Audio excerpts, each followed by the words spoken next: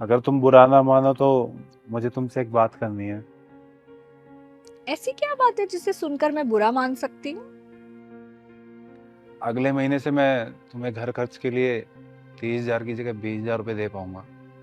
What? ये क्या बोल रहे हो तुम? एक बार जाके मार्केट में एक महीने की शॉपिंग करके आओ राशन की, तो पता चलेगा तुम्हें कितनी महंगाई बढ़ गई है।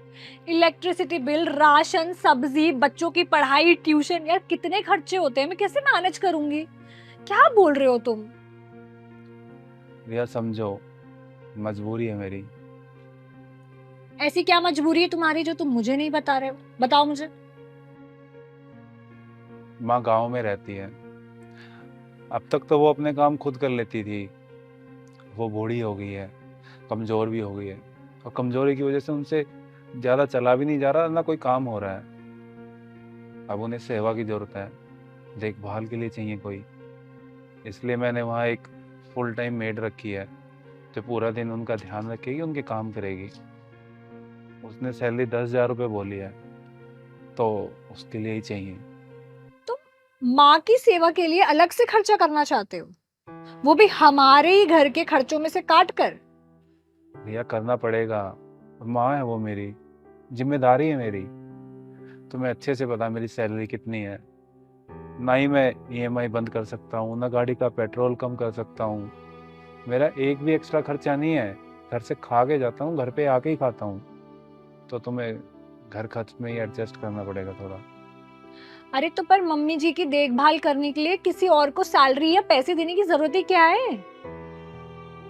मैं समझा नहीं। क्या समझा नहीं? अरे वो सिर्फ तुम्हारी माँ थोड़ी है, वो मेरी भी सासू माँ है, हमारे बच्चों की दादी है। तो उनकी सेवा और देखभाल हमें करना चाहिए, कोई और क्यों करेगा?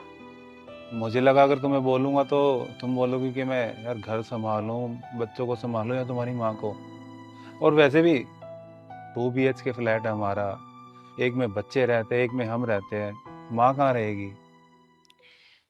संजू, कैसी बातें कर रहे हो तुम? मम्मी जी बच्चों के कमरे में रह लेंगी ना, और अगर जरूरत पड़ी तो हमारे कमरे में भी रह सकती है। हमारा क्या है, हम तो कहीं भी एडजस्ट कर लेंगे। तुम पर कोई प्रेशर नहीं है। तुम्हें अच्छे से बता के माँ गांव में रहना चाहती है, उन्हें वहाँ अच्छा लगता है। शहर में नहीं रह पाएंगी वो। तुम्हें परेशान होने की कोई जरूरत नहीं है। संजू, मैं परेशान होने के लिए तैयार हूँ। तुम मम्मी जी को गांव से लेकर तो आओ, हम सब मिलकर उनकी देखभाल करेंगे और बहुत अच्छे से सेवा करेंगे। या सिर्फ 10,000 की ही तो बात है। संजू, यहाँ बात पैसों की नहीं है, बात कर्मों की है, बात फर्ज की है।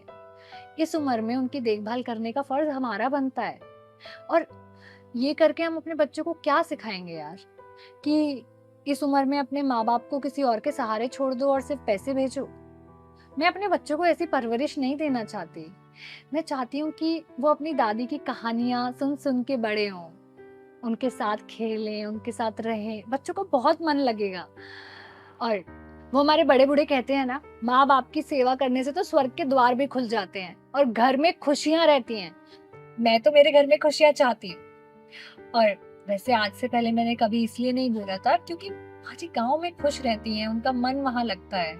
और अब तक वो अपने काम खुद कर लेती थी, अपना ध्यान रख पाती थी। पर अब उनकी उम्र हो गई है, अब वो खुद से सब कुछ नहीं कर पाएंगी, उन्हें हमारी जरूरत है। तो तुम उन्हें आज ही जाकर यहाँ लेकर आओ, मैं उनका अच्छे से ध्यान रखूंगी, हम सब मिलकर उनका अच्छे से ध्यान रखेंगे। मैं कितना लकी हूँ ना, मुझे तुम्हारे जैसी वाइफ मिली। ठीक है, तुम हो। Thank you.